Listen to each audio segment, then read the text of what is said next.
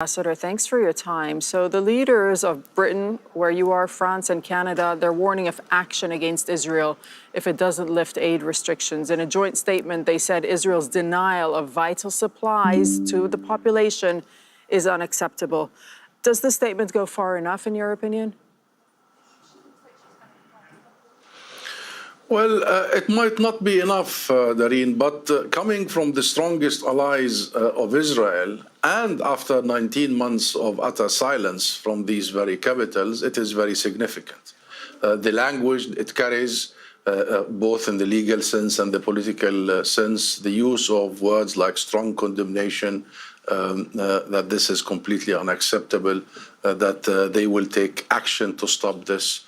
The clear calling to end the atrocious attacks on Gaza, the clarity about the situation in the West Bank and the illegal settlements is something that we have been calling for, and we want to build on.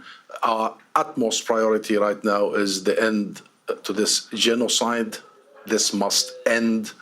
And therefore, we want to work with these capitals, including London, of course, to proceed. But for the people of Gaza, it's 19 months late, 19 months of utter destruction, the mass murder of our people, and you know the numbers, and you know what happened. And for our people in the West Bank, it's almost 60 years late, 60 years late, because these settlements have been mushrooming in front of the eyes of these capitals and the rest of the world. Had we taken action as back as when these illegal settlements started, had we taken action when Israel started its genocide in Gaza, we wouldn't be where we are. However, better late than never. Right. And therefore, yes, we want to work with them to impose these actions, to take these steps, which must include sanctions. Yeah, what action should they take? I mean, you yourself have often called for firm international action rather than just rhetoric. So what do you expect to see next? Number one is arms embargo, Darine.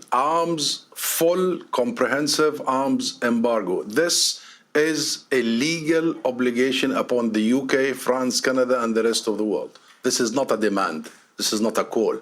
It's a legal obligation.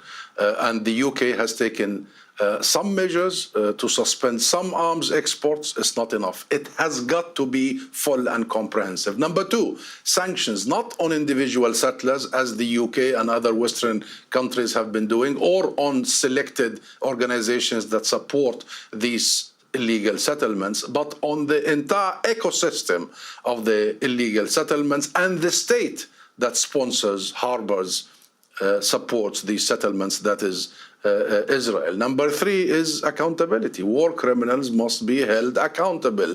They must absolutely support our efforts at the International Criminal Court and the International Court of Justice. These criminals, including Netanyahu, must be behind bars. And you know of the case brought by South Africa at the ICJ and the arrest warrants at the ICC. And the real step that shows determination about the future is the immediate recognition of the State of Palestine. We've said it from day one. We keep saying it. So we want to work with these capitals to move swiftly in that direction. Mr. Zomlot, isn't this just simply a wish list? I mean, if you look at what happened earlier this week, there are reports that the UK actually sent a military transport plane to Tel Aviv and a spy plane over Gaza to collect intel for Israel.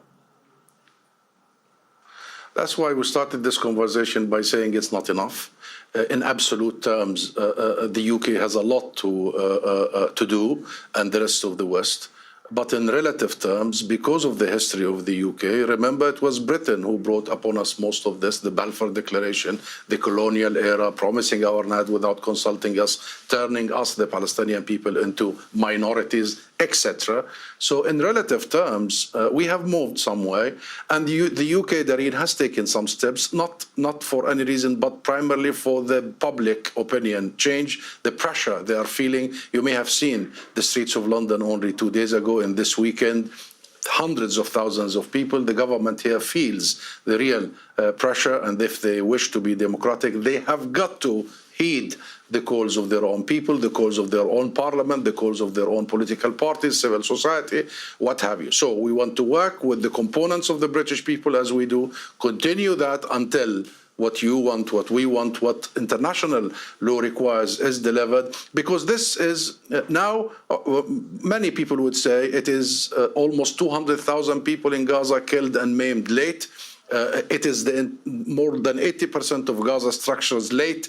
The city I was born in and loved the most and have my memories in, Rafah, is gone, completely decimated, late. However, we need to save whatever left of our lives and the lives of our people.